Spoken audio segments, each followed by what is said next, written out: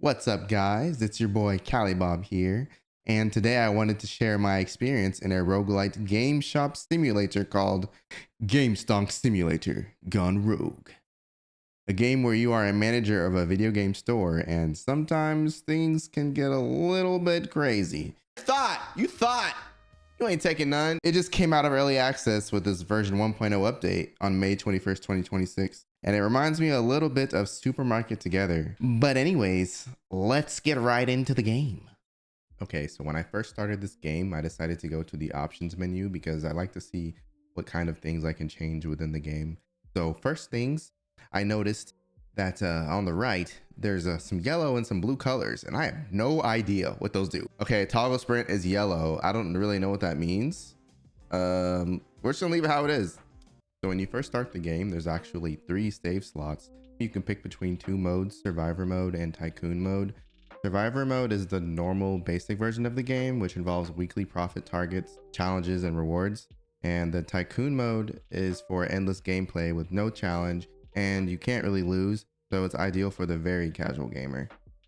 So when I first started the game, I was a little bit confused, and I realized that I needed to talk to someone named Grandpa, which I guess is my grandpa.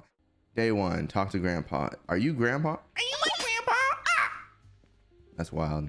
This has got to be Grandpa.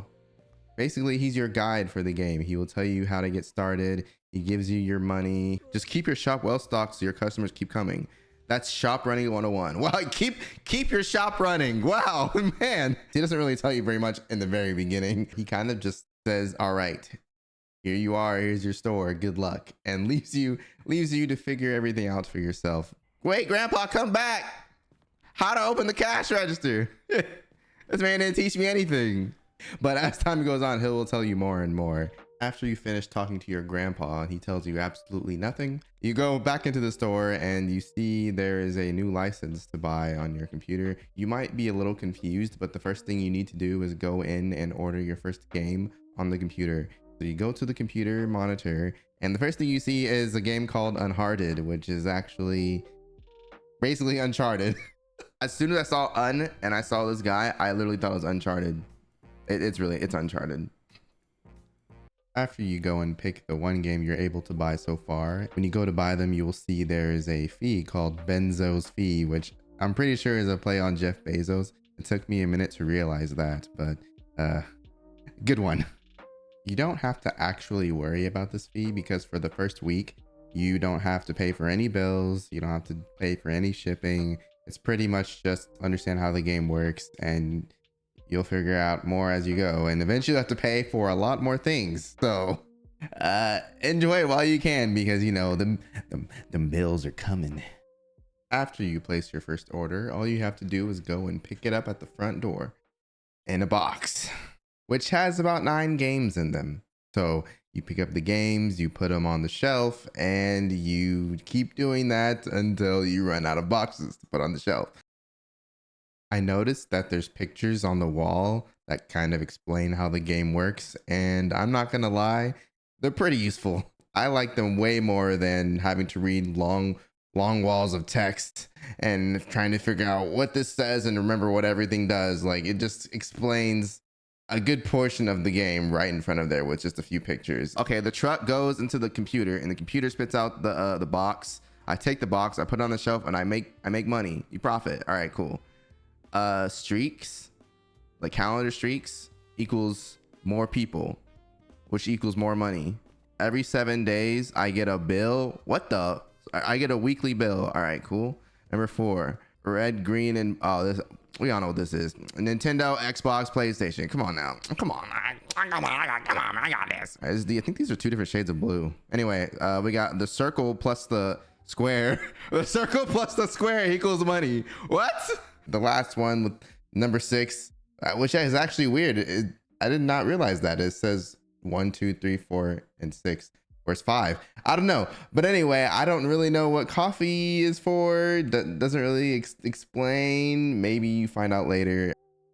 As far as the first day on the actual job, it was pretty straightforward. The customer comes in, they buy the game, they give you the money, which for whatever reason is almost always $100 bills. And every game is $20 each. which is pretty cheap, but you actually can't change the price. It's set at the price it's at. The only way to change the price is to get the modifiers, which is starting around near the end of week 1 when you can start doing that. At the end of every day, you will get a end of day report, which will tell you things like how much you earned, how close you are to reaching your score that you need to get by the end of the week, if you owed any money, if you had anyone steal from you, and whether people actually like your store or not. Now on to something that I really thought was interesting is the fact you can own weapons in this game. Even like weapons. Oh my God. I can kill people? Oh my, that's wild. You can get bats and flip-flops so far, and you can beat your customers with it. So that's a fun time. They're really only meant to hit thieves, you know, when they try to steal from you, so you can get your items back, as well as maybe some extra cash. You know, you can beat your customers into giving you more money. You know, I think it's pretty fair. Wait a minute. Ain't no way I'm talking about getting ripped off, and as I'm talking about it, a man steals from my store. I'm making $20 on these games. Hold on a minute. I'm getting ripped off. Oh, the time is going up. Let me finish. Let me do this. Let me finish this. Hey, bro. Hey, ain't no way. Hey, you ain't taking my shit again. What's good? What's good? What's good? He doesn't. That's lame. And try to. And I got money. Nice. I would also love to add that I really love how the game tells you unlocked bills, like it's some sort of trophy. Something. Oh man, I can't wait to pay all these bills. Oh man. I also think it's quite interesting how they implement the use of the truck, which is basically like some drug deal type shit. Hey man, you got the goods. We got here. You got a bet for $40, $10 off. Let me get that. Which is what gives this game its roguelite element, I would say. Oh yes, there is one thing we have to talk about. The tax man. The man coming to take all your money. Oh man. He comes in and just slaps that bill right on the table and says, "You paying me right now," in front of all of your customers. Oh shoot. Oh my gosh. I have no money. Okay, I have money. We're good. 20, 10, 5. Woo! Man, that taxman just robbed me, bro. Some other things I noticed in the game that I haven't really touched on would be things like taking loans. There's such things called retro games that you can roll on, and you'll get up to 3 games. I think it's always 3 games, and they could be good for you, bad for you. Also, some modifications, power-ups, expanding your shop using hammers, being able to resell your items for a lower price, of course. New release days in which the customers will stand outside your store right before you start the day. And so you kind of get an idea somewhat of how many people will come into your store. You can also change your walls and your floors. You know, there's some customization with that. Personally, I think the way it starts out is pretty good, but there are some more, as well as some cute ones, I would say. And you can change the store name, so you can make it your own personal, whatever you want it to be. One side will be white, one side will be red. Now, there were some minor things in the game that I wish were a little different. Things like this. Okay, I'm not gonna do that. That's gonna take too long. Wait, how do I put it back? How do I put it back? How do I put the money back? Hello? I can't put the money back. Hello? Are you, oh, whatever. All right. Well, this guy's and he's getting some free cash. I hate you, bro. A great thing is that actually you don't have to give exact change. If you owe the customer $10, as soon as you reach that $10 or above, it will automatically give the customer that money and they will walk away. So if you were, you know, to owe them $10 and you gave them a $50 bill, well, you just lost $40 and there's nothing you can do about it. So be careful with that one.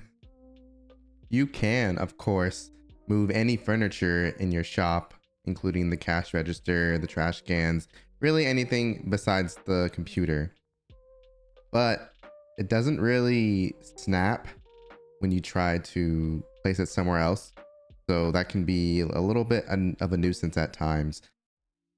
Now, some things I wish could be included in the game, which as far as I'm aware are not, are things like being able to pick up more than one box at a time, moving furniture so that it will snap in place with each other. That way you're not trying to fight so hard to put it in a specific spot, as well as being able to cancel when you're trying to move something, because sometimes maybe you decided not to move something, but then you have to fight to try to put it in the same spot it was in. Also, I would love it if we could be able to put our money back once we take it out of the cash register.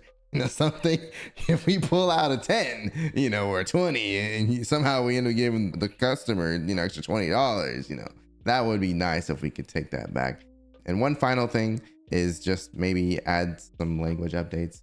I didn't see really that many problems with being able to understand what was going on or anything, but I can see in some places where it could be improved just a little bit.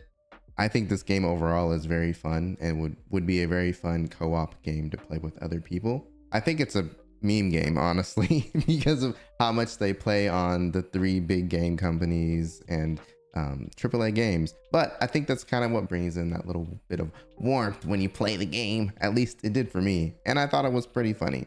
So I think they did a great job developing the game. I hope to see more updates and more things come out for it. I will continue to play this game as I get time, and I hope you guys enjoyed it as well. And just to end on some good advice, always keep that thing on you, and don't beat up paying customers. Thank you guys for watching. Don't forget to